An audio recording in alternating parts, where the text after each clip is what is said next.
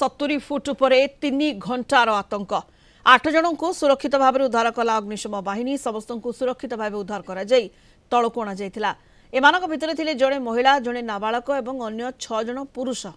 गतकाली कटक बालीजात्रा रे हैमर दोली रे खेलिबा बेले फसी जाइथिले लोके दोली रे बसी मजा नेउथबा बेले हठात ताहा अचल होई जाइथिला। अधा आकाश रे झुली रहिबारु भयरे लोके चित्कार करि उठिथिले। सूचना पाइबा परे अग्निशम विभाग अधिकारी और कर्मचारी सेठरे पहुंचीथिले। या परे स्काई लिफ्ट साहाय्य रे जण जण करी समस्त को उद्धार करा जाइथिला।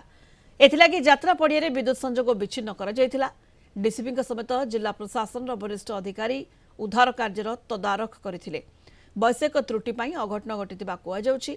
बालीयात्रा रे समस्त दोली राति 10:30 परे बंद करने को निर्देश रही किंतु एही दोली राति 11 रे चालुथिबा अभियोग होइछि।